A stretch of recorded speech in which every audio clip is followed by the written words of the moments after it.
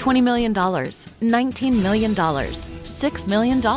These are all awards recovered for clients of Phillips Law Firm. To win big, you have to fight big. And Phillips Law has been fighting the too big to fail insurance industry for decades. Not every case will have a multi-million-dollar outcome, but Phillips Law will fight just as hard to recover the outcome you deserve. If you or a loved one has been injured in a car accident or on the job, call or click today at 1-800-JUSTICE or visit justiceforyou.com. Wenatchee is gorgeous in the spring with its lush green rolling hills, abundant wildflowers everywhere, and the views of the Columbia River. The local food scene offers an abundant selection of authentic international cuisines featuring the unique farm-fresh ingredients of the region. Wenatchee is also home to award-winning wines, handcrafted hard ciders, and a talented handful of local brewers producing fine craft beers. Visit Wenatchee, the heart of Washington State. Hey, this is BJ. Thanks for listening to our show's podcast. If you're a fan of all things geeky, you should check out my other podcast, BJ Shea's Geek Nation. We have new episodes every day, and you can check it out at bjgeeknation.com. Your driver's license is important so you can get back and forth to work, get your kids to school, and back and forth to daycare. If your license has been suspended because you can't pay your tickets, you can't do any of those things. Let's talk about Chapter 13 bankruptcy. You may have heard that tickets cannot be discharged, but they can be dealt with in a Chapter 13 case. Why not come in for a free consultation? The chapter you choose will make all the difference to your getting back legally on the road. Let's design a plan to pay off your tickets and restore your license immediately. I'm attorney Travis Gagne. Please contact me today at choosetherightchapter.com. That's choosetherightchapter.com. 99.9 KISW, The Rock of Seattle. Michelle Pfeiffer, you know her. What was the movie? Batman. She was Catwoman, right? Yes, she was. Yes. Yeah, she's been in a lot of good stuff. I know she has, but that's like... Yeah. But she was a good Catwoman. I liked her Catwoman. I agree. Yeah. Michelle Pfeiffer, of course, during her heyday, she was also, most recently I've seen her in the superhero universe because she's Ant-Man, the original, or Michael Douglas's wife in Ant-Man. She was like a researcher, and you saw her in Avengers, I think. Right? I didn't even know that. Yeah. And we saw her too in Ant-Man 2, I believe, right? Ant-Man 2. Yeah, Ant-Man and the Wasp. Yeah. So she was, so she played Michael Douglas's wife in the Ant-Man. I'm trying to think of what were the other big movies? Married to the Mob. Yeah, that was a good one. Yeah, that was 88. Danny, do you not even know that? No. He was probably a toddler then, right? 88, I was 2. Yeah. She was in your all-time favorite movie, Steve. Grease 2. That's right. She was she was the main star. You really, really love Grease 2. The Olivia Newton-John of the movie. That's what I was trying to think of who the other guy where I was. Stephanie? Yeah. She was hot. I don't think she played Olivia's character. It was some totally new character, right? Right, but she was the version of that. Why are we spending so much time on Grease 2? I'm sure it's not her best work. I disagree. Yeah. Is that from 2 or 1? I feel like that's from 1. Yeah. Well, if you're gonna play all the hit music from the first one that you say isn't that good to tell you. No, I never said it's not good. I just said that's one of the rare instances where the second movie is better than the first. You are so high, it's unbelievable. You are so high on that one. But anyway, Michelle Pfeiffer, because of course, she was a very, very popular actor during the 80s and 90s, I would imagine, that she was offered the movie Silence of the Lambs before Jodie Foster. But she passed because she said this movie scared me. She says, I was trepidatious. There was such evil in that film. And we have to remember, for the time that it came out, the movie was like revolutionary, and it was evil for us people back then. I mean, it probably isn't that big of a deal now because of everything we've seen. Well, and I don't know, man. It's still pretty creepy. I've watched it in the last year, and it holds up. I'm glad that it holds up for its evil creepiness. Oh, yeah. I haven't watched that movie in forever. Yeah. Yeah, I'm trying to even picture someone other than Jodie Foster being that role, and I just can't. No, not anymore, no. Michelle Pfeiffer said it was that evil that won in the end, that at the end of the film, evil ruled out. I was uncomfortable with that ending. I didn't want to put that out in the world. Wow, look at that. Well, evil didn't necessarily win out. Yeah, he did. He's walking around. Yeah, Spoiler alert. I haven't watched it again. She still captured Buffalo Bill at the end. I mean, yeah, but Buffalo Bill wasn't the creepy part. Hannibal was. He wasn't the creepy part? He was the creepiest part. He was the creepiest part. I would say he was creepy, and then sadly the guy that was nicknamed Miggs was the second creepiest. Yes. And if you know the movie, you know why. Yeah. That sucks when I remember that happened because I grew up with that nickname, and then all of a sudden this guy makes that nickname something completely different. I forget what he did now. He's the one that when she first walked in, he went through. Oh. Played a little Yahtzee there. Yeah. Oh, yeah, you do that too. That makes sense. Well, only the people I like. Yeah. I mean, every morning when we come in here, so Hey, good morning. Oh, there goes I'm Steve. spinning a web. I'm Spider-Man. Dun, dun, dun. Yeah. I can't forget. People were texting us. Don't forget she was in Scarface. Michelle Pfeiffer. Oh, that's right. Yeah. Really? Yeah. Wow. I know. It's again, all I remember is, hey, say hello to my little friend. I keep forgetting that, she was in that movie She's young too. in that one too. Yeah. Yeah, I mean, Michelle Pfeiffer's a great actor. I've enjoyed a lot of her work. I just can't remember it. And I feel like she probably doesn't regret taking that role. I don't think it's like something she looks back on. You mean turning it down. Turning it down, Yeah. sorry. Yeah. I feel like that's something that, like, she's had a very successful career. It's not like a make or break for her.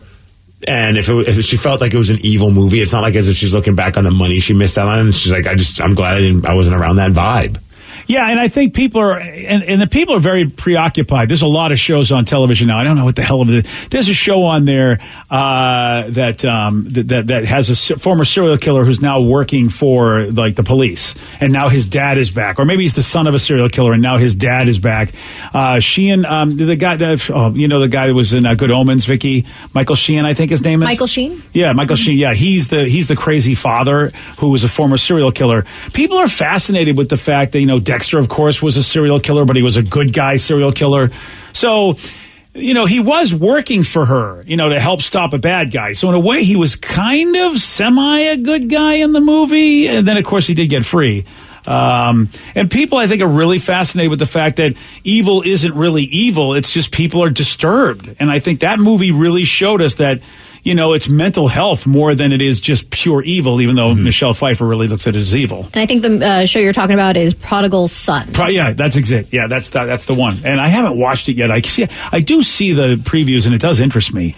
Because I like the idea that the kid, basically, his dad was a serial killer, and now he's working for the police. And, so. And then, Someone said you forgot her best role ever, and that was with Coolio from Corey. Was that Dangerous Minds? Yeah. Great movie. I know he's movie. joking because he put an LOL at the end of it, but I have to say, strike the LOL. That is a great movie. I loved that movie. Yeah. Was she in Bad Teacher? Oh, no, that was, I always confuse her and Cameron Diaz. Cameron Diaz, yeah. Yeah, that wasn't her. Okay, sorry, Michelle. And sorry, Cameron. I always confuse those two. And was she in 9.5 weeks? One texter said. With her? Oh, really? With Mickey Rourke? And they said, OMG. I think that it might be. I can't remember. Kim Basinger? That's it. Those two they were like neck and neck Yes. as far as being the it. And they woman. both were in Batman, so I can see how you could confuse them. Yeah, that's right. And according to one text, I did not know this, silly, but it's trivia. Annette Bening originally was casted to be Catwoman, but she became pregnant and could not continue to take the role. So Michelle Pfeiffer got the role of Catwoman because the Catwoman costume that they had already made fit her exactly, or so the rumor goes. Boy, isn't that bizarre how things work out? It's like, well, the costume fits you, so you get the job. And also, I mean, you're Michelle Pfeiffer. Yeah, I don't know how popular she was at the time of Batman 2, because that was 1990-ish. So Yeah, I don't 92, know. yeah. Yeah, so I don't know how popular she was, whether or not she could basically, they go, hey, she's perfect. She's perfect for the costume. Okay, good. So that's funny you guys mentioned Miggs from that movie. I literally saw a meme that said, how can we forget Miggs? And I thought to myself, I wonder if that's where Steve got his nickname from. Thanks for answering my question. No. Yes, it is. I've had that nickname my entire life.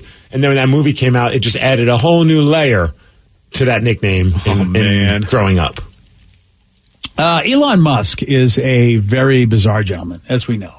Yeah. And he said in a live stream interview yesterday that his human-computer interface company, Neuralink, implanted a wireless video game controller in a monkey's skull.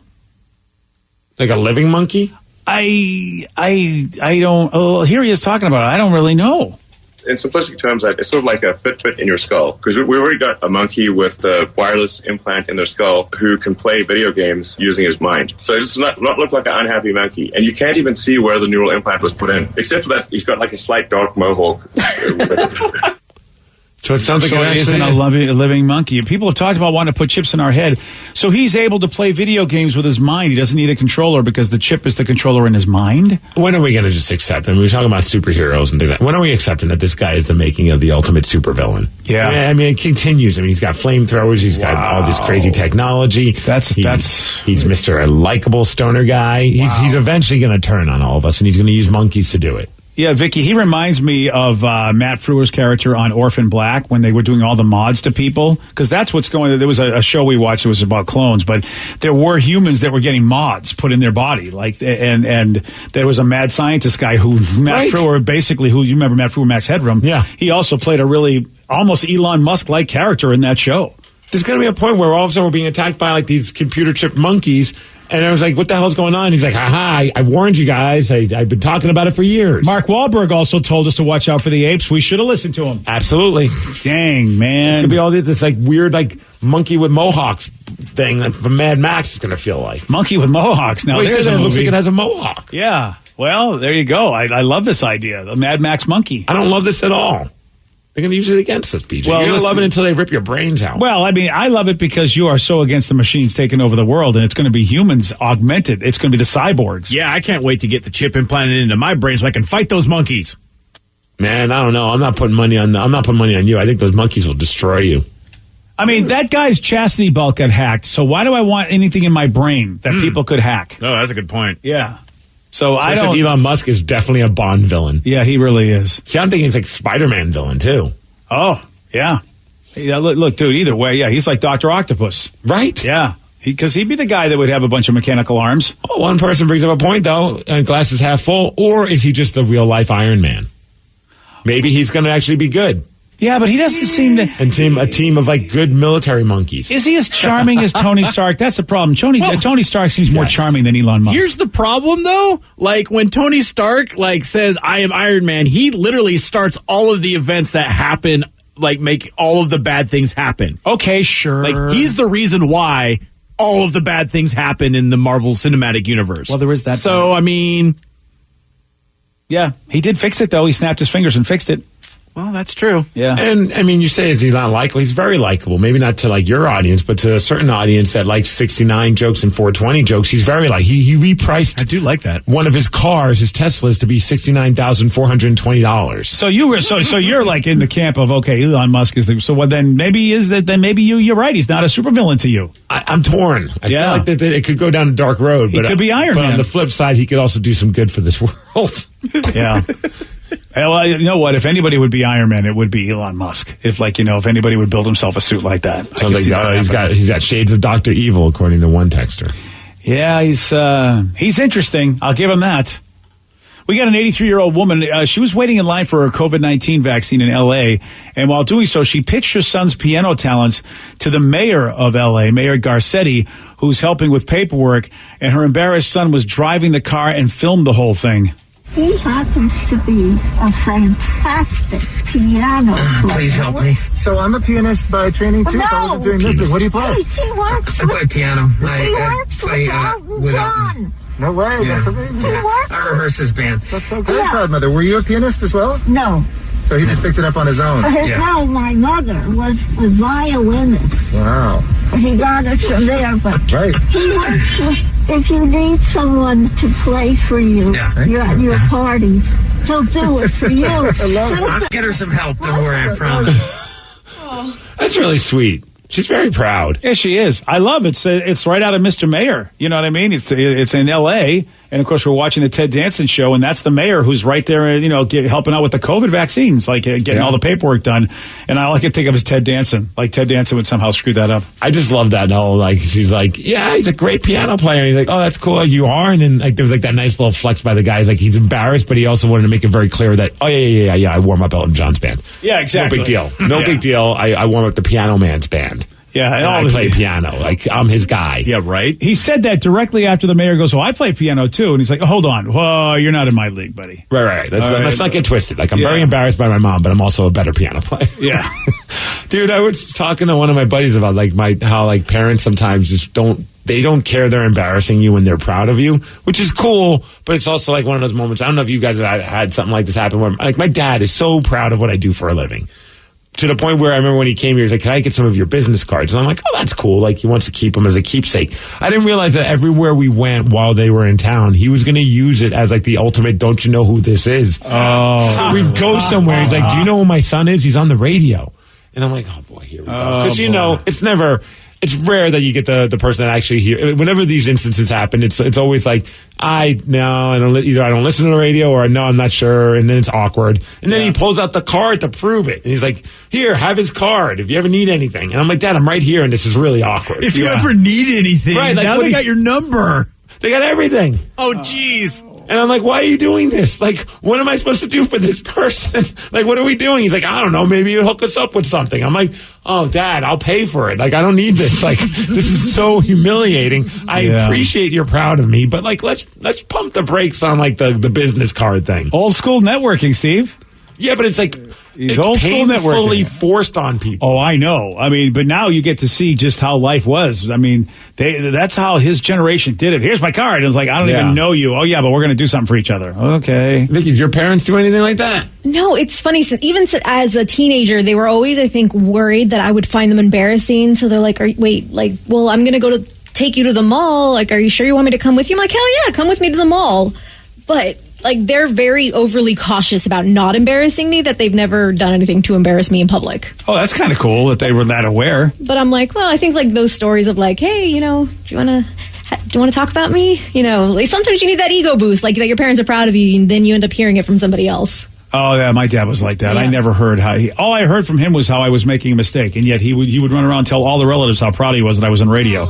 And I'm like, no, he wasn't. He told me I was an idiot for doing this the whole time. Yeah, right. Yeah. See, at least I got to witness it right up close and personal that he is proud. So that's nice. Yeah, I unfortunately, because I didn't really, I just was starting when he passed away. I had a lot of relatives come forward and tell me, look, I don't know if you know this, but your dad was so proud that you were actually moving and you were going to go do this thing. And I'm going, my gosh, he never said a word. Like, I left the area while he was basically terminal. He could have said something then. It's like he didn't have a lot of time. He could have told me he told you, but didn't tell me. It's just, it's not how he did. He couldn't tell you to your face. Dave, did your mom do anything like that? No, not really. I mean, back in high school when I played in a band, she would always just talk about my band. Like, oh, he's in a band. Did you know that? Oh, that's awesome. You know what I mean? But it was like, and it was like, well, what kind of band are you in? And it's like a punk band. And we play like to 30 people every Friday. It's not that great. And then, no. It's great to mom. Yeah, she was so super excited. You should have said you warm up Elton John. Yeah, sure. That's the line you use. Oh, yeah. That might come off a little bit different than Elton John's band. Yeah, gosh, you don't warm up Elton John. Oh, really? Whoa. He's got brand for that. I think I would be more impressed if he just warmed up Elton John. Then I would know, all right, he's in the business. And she never really bragged about it, but like when I was on the radio in Albuquerque, if I got recognized at the grocery store, that was like her favorite. Hell yeah. She'd be like, how did you know them? And I was like, I don't know, Mom. They just knew my name. And she was just like, that is so cool. I think Mom was kind of a big deal here in Albuquerque. Apparently. I'm like, there's Walter White and then there's me. Yeah. Just saying, I don't know, Mom. Leave me alone. I'm kind of a star now. I don't like it. Yeah. We got a guy that threatened to call the cops on his neighbors for their loud party unless he's invited next time. Seems fair. You're going to hear what happened at 8:17 on The Rock. BJ and Migs, mornings on The Rock, 99.9 KISW. $20 million, $19 million, $6 million. These are all awards recovered for clients of Phillips Law Firm. To win big, you have to fight big. And Phillips Law has been fighting the too big to fail insurance industry for decades. Not every case will have a multi-million-dollar outcome, but Phillips Law will fight just as hard to recover the outcome you deserve. If you or a loved one has been injured in a car accident or on the job, call or click today at 1-800-JUSTICE or visit justiceforyou.com. Wenatchee is gorgeous in the spring with its lush green rolling hills, abundant wildflowers everywhere, and the views of the Columbia River. The local food scene offers an abundant selection of authentic international cuisines featuring the unique farm-fresh ingredients of the region. Wenatchee is also home to award-winning wines, handcrafted hard ciders, and a talented handful of local brewers producing fine craft beers. Visit Wenatchee, the heart of Washington State. New on Curiosity Stream. Deformed trees, mutated wildlife, and no humans for miles. 10 years after the disaster at Fukushima, see what this irradiated ecosystem can teach us about nuclear fallout on Radioactive Forest. Plus, looking for the most diverse marine life on the planet? Dive into the Coral Triangle and experience a frenzy of wildlife you've got to see to believe on nature's greatest secret. It's all on Curiosity Stream. Annual plans are $20, just $1.67 a month. Visit curiositystream.com. 99.9 KISW, The Rock of Seattle. There's a cool video being shared online of a guy that goes to his neighbor's house and complains into their doorbell cam about a party they had. Doorbell cams are the greatest. I mean, we're seeing a lot more stuff we'd never see before if not for these. I always get excited when my Ring cam goes off, and then I'm bummed when it's like a truck that's just really big that just set off like the sensor. I'm like, oh, no one's at our front door. Oh. So this guy goes, he goes over to somebody else's house, complains to their doorbell cam because of a party they had, and he says if it happens again, he's calling the cops unless they invite him. Ridiculous. It's your new neighbor. If you have a party that big again, I'm calling the cops. It's too loud to not be a part of that. You invite me next time. Think of the damn neighbors. That part, he's walking away when he says the party. He's like, think of the damn neighbors. Oh, that's funny. See, that's why I always invite my neighbors to whatever parties that we had and will eventually have, just to make sure, because as long as they're at the party, they can't complain. It's true, and even if they don't go, at least they're like, oh, we don't want to call anyone on them. They're even nice enough to at least invite us. Yeah, right? That's a pretty good strategy. Well, I remember one time when I lived in my old development, it was one of those many Ted Smith slumber parties when like my wife would go Christmas shopping and he'd stay the night and we'd hang out with Lulu and just stay up all night just being idiots. And we were just hanging out in our little back nook area, and we hear like, it's like 2-something in the morning, and my neighbors are maybe less than a half a block away. You could just hear the music, like yelling, they laughing, and there's a part I was like, we should go crash that party. Like, let's go walk over there and just be like, hey, we're your neighbors. Like, can we hang out with you guys? And we kept debating. We're like, I don't know. It might get really awkward. Fast forward a half hour later, we're back on that back nook just talking, and all of a sudden a police officer pops like his head over our fence because he heard us talking. He goes, are you the guys having a party? And we're like, it's just me, him, and our little 7-pound dog. If that's a party, yes, we are having a party. He's like, oh, we received some calls about we trying to find the party. And I'm like, it's not us. And then eventually he heard some noise. And he goes, oh, okay, have a good night. And we're like, it's probably a good thing we didn't go there. We would have been a part of like a big cop bust. That would have been funny, though, if it was you guys. The two of you were that loud. Right. And you were the only real party. It's like, really? It's just the two of you idiots? Because people said there's a massive party going on. Well, Lulu, she likes to yell and scream. She does. She gets after it. Still to this day, we always, when we talk about it, we're like, remember that one party? And then the cops showed up. And we're just like, that would have been kind of funny to go check things out. Yeah. I mean, look, the cops show up. You guys really missed out. Yeah. It must have been a good one. Yeah. Got a new survey. Turns out a lot of us, like pretty much 7 out of 10 of us, say they have a hobby, a skill, or a passion that they think they could turn into a career. I mean, man, it is interesting. You got side hustlers as well as hobbyists, and I can't see, like, the line is blurring between whether this is a hobbyist or a side hustler. I don't know anymore. See, my hobbies, I'm positive I wouldn't be able to turn into a career. It's like, there's no chance. Like, one is hockey. What am I going to... All of a sudden, I am drafted by the Seattle Kraken. Yeah, I don't know what you're talking about. I haven't received any kind of contract. Not yet, but I mean, it's a matter of time, I'm sure. The music, I mean, I think that ship completely is sailed. I mean, I like a fun little like run with, just being able to play some cool shows, but never like to where I'm going to be able to make a career out of it. What do you call that? Because I don't think that's a hobby. It's, when you get to go on a stage and do the stuff you guys did. See, I always argue with that with a lot of things. Like, I mean, it is a hobby, but I think I treat my hobbies like they're jobs, in the sense that I'm very like, I take them very serious. I put in the work, even with hockey, even though I know it's nothing like anything's going to happen. But like, we do make a point to get the proper gear and try not to like completely suck, or even with wrestling. Like, I know that's never going to turn into anything other than being a hobby.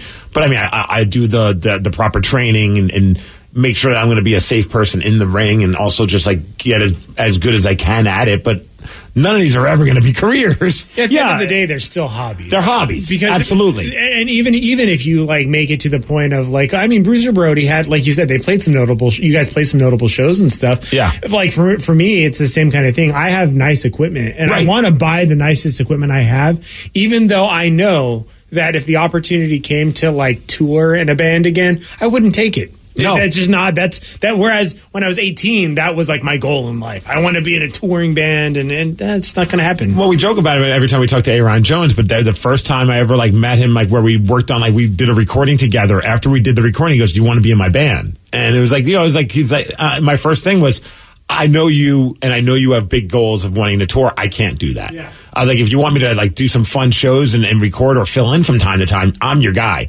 But I'm definitely, I'm at a place where I'm very happy with what I'm doing, and I can't take that chance. As much as I love music, and I only hope for the best for him. That way I could brag and say that I was once asked to be in his band. Not because I want him to do well. No, I'm kidding. Of course I want him to do well. I love that guy. But, it's been really fun to see the success that he has. I think that, and I have a very black and white definition of hobby and professional, but you are showing me that it's really a gray area. Because, it is. Yeah, because you could be doing this professionally. It's just you found something else that you got successful at professionally. Therefore, it's not that it's like a hobbyist is somebody that's like, you know what, you're a hobbyist. It's not like you really could do this. Like some people who do podcasts, I'm looking at them going, you know what? You're not doing what it takes to make this a full-time career, and therefore you're a hobbyist. You're doing it for fun, for your own poops and giggles. It's just you had, you were lucky enough to be able to be skilled at two things, radio and music, and it turns out radio is the one that you focused your career on. That's why I don't think of you as just a hobbyist. I feel like you really are better than somebody who's just kicking around in a basement. Because when Aaron Jones said, "Hey, would you like to be in my band?" and you've been in Bruiser Brody and you've done stuff and you opened up for Steel Panther. Yes, yep. Mm-hmm. Yeah, I'm just like, that's different to me. I don't think that's a hobby because they wouldn't ask, Skippy McWonderboy just in his basement. Mick Wonderboy. But on the flip side, music, it's like you could easily, a hobbyist, quote unquote, could easily, if they get the right break or their song is something that connects with somebody, they could all of a sudden, that becomes their profession. It's an art. So, I think with art, there's always going to be that fine line of what is a hobby and what is a profession. And, I think there is a massive gray area with that. But I at the end of the day, I look at it like it is a hobby. It's something I take very serious. Like anything I do for fun, I still want it to be the best that I can at it. But it's not like as if I'm not delusional. You know what I mean? I know that, even with wrestling, I'm around a bunch of guys that this is their goal. They want to make this a career. Some of them are making it their career. And I'm going to see of those kind of guys. But I'm also going to see guys that we just want to do it on the weekends. And we enjoy the thrill of performing in front of a crowd. Yeah. I feel like with today's technology, the idea of being able to make it is a little bit more attainable, or at least it feels like it, because you hear stories of these guys that just put their music up on TikTok and then people just kind of grabbed onto it and it turned into a trend and they blew up. The sea shanty guy just quit his job so he could focus on music. The guy that TikTok trend started. Yeah. I don't know what's going to happen with him. I hope he ends up doing something, but he probably says, this is my window of opportunity. I'll regret not trying. And if he's got a good work ethic and he's got talent, you got to have something to be sustained, then you're going to make it. That's how, you'll at least have a great chance of making it. Hobbyists, on the other hand, I look at them and here's what I think about hobbyists.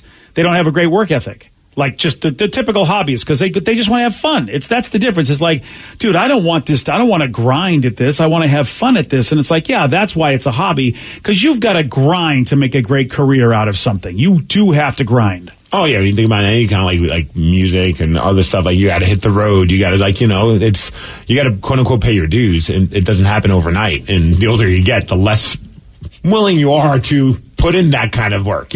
Which is the reason why I originally wanted to go study to be a chef. I love cooking, I love baking. And then I worked at a restaurant when I was 17, and it was just like a mom and pop breakfast joint. And just to see how hard those cooks busted their ass. Oh yeah. I'm picturing every single day of my life, no weekends, working late nights. If I wanted to go to a high-end restaurant, that is a lot of devotion that I knew I could not. That's a grind. Give to that. So I'm like, it's just going to be my hobby. Yeah, I have a buddy in Vancouver that he will almost every day he posts a picture of what he just cooked, and I'm like, the things you just put you show on your Facebook is a high-end meal at any restaurant. I see this thing, I'm like, I'll pay good money to eat that. And all of his friends have the same sentiment. When are you going to open up your restaurant? He goes, then it wouldn't be fun. I wouldn't enjoy it. I don't want to put in that kind of work. I just want to make these meals because I love making the meals. But the idea of actually spending 80 hours a week trying to make this work in a sea of other people doing the same kind of thing didn't appeal to him. Yeah, I was that way with stand-up comedy. because I was doing both when I was growing up in Boston, and I was basically unknown in both, and I wasn't sure which one was going to kick in, radio or comedy, and I was just grinding at both, and then eventually I finally got a good radio job, but I was still trying to do the comedy, and then a touring comedian came to Rochester and said, "What the hell are you doing? Why are you trying to do comedy? You've got a great job. And you're doing radio, and you don't have to." He goes, "I would love to be able to stay in the same place." He goes, "That's what we're all trying to do, is stay in the same place, get a writing job in L.A. so we don't have to tour anymore." And that's when I realized, oh yeah, I guess I can't do both. I'm going to have to figure out what was up. But you could have done both. You could still do, you could be a weekend warrior. Oh, but I realized then, though, I didn't want to. It was a grind. One or the other. Well, in order to be good, you've got to write material. You've got to really go on the road. I mean, Andrew Rivers, man, that kid has paid his dues, and he's got a lot of good material now. And and I know what he's done. You have to, you really have to grind it. And of course, him living in his car a lot of the times. I mean, it's not glamorous. And I realized, I don't like Danny and you. I had 2 kids. It's like, I don't want to do this. This radio thing is going well. Why would I want to try to do both at this point? Especially since the grind is going to be big. But yeah, it wasn't even a hobby it's not even a hobby for me anymore, because I'm like, I don't even want to get in front of people. You don't go to the open mics and wait around all night. Yeah, and, How long in front of 3 people? How long after having hot dogs thrown at you did you decide to curb that whole career? Right. You know what, Rev? Not long enough. I tried it when I went to Jacksonville, Florida, and then I just gave it up. Yeah, because no one throws hot dogs at you on the radio. Yeah, exactly. I mean, we do have a hot dog roller in the other room. We could. Well, bring back the old times. I think of what other hobby I had. Nothing else I could even imagine. Yeah, music is on the list, though, Steve. It's number 6 of the top 10 probably the same hobbies. for Danny then, right? Is music? Yeah, I mean, especially this past year, I've gotten back into it. I feel like for the longest time, I had guitars and stuff, but I play them maybe once every 3 months. Whereas, this past year really got me playing again, to the point of where I feel like I could play with a band again if I actually went and tried. Right. Oh yeah, COVID will do that too. Do you have another hobby though that you would even could? I mean, I know you like to drink beer, but that's not really a hobby. I mean, the way we do it is, but Yeah, that's a fact. No, that's really it. Playing music. That's always been my go-to. And Vicky Bakey's number 2. I mean, that's on there, but I realized, with COVID, I have been trying to do more and more stuff with my hands. And I create. What? Huh? Not a reference to the OnlyFans page. Oh, okay. I just say, I mean, at some places you get arrested for that hobby. No, but I've been learning how to crochet hats and scarves. I've been learning how to reuse the sewing machine, and I'll make all these things, and they're really cool. But then I feel bad charging anybody for them. So I'm like, hey, Sarah, do you want a hat? Here you go. Dan, you want a scarf? Anybody want a scarf? Because I just like doing it. It's funny that crafts are not on the list. I mean, fashion is on the list, so I guess in a weird way you could call it that. But writing is number 1. People I know a lot of people that like to write and whatever, and I get a little frustrated with them because some people have done Kickstarters. I've been supportive, and then they stop writing, and the Kickstarter never comes out. And you're just like, okay. What were they? They're trying to make a book or something? Yeah, and then there are updates. Well, here's what happened in my life, and blah, blah, blah. And it's like, yeah, this is why you're not a professional, whatever it is, because this is just a hobby for you. See, I like writing, but it's also tied to my music. I write lyrics and not me, man. I don't even like writing posts on social media. I do it because I have to. I can't stand writing. After 2 sentences, I'm like, this has gone on too long. Let me shorten it. Check out this Weezer video. Yeah, exactly. Yeah. Your updates are great. I look at Steve's updates, and it really is like the Hulk is your social media guy. I look back on my memories, and it shows I'm like, I have just been living the caveman life when it comes to my Facebook posts. Yeah. They're all 1 sentence long. And sometimes they're not way back. They were just no grammar, no punctuation. It was just Steve likes beer. Yeah, that's my post for a week. Yeah, but you know what, dude? I appreciate to Weezer. Good stuff. Exactly. I appreciate it, man. And then I see my friends, and they write these really heartfelt, beautiful paragraphs, and I'm like, that's cool. Let me try that, and I'll start writing it, and I'm like, my daughter's cool.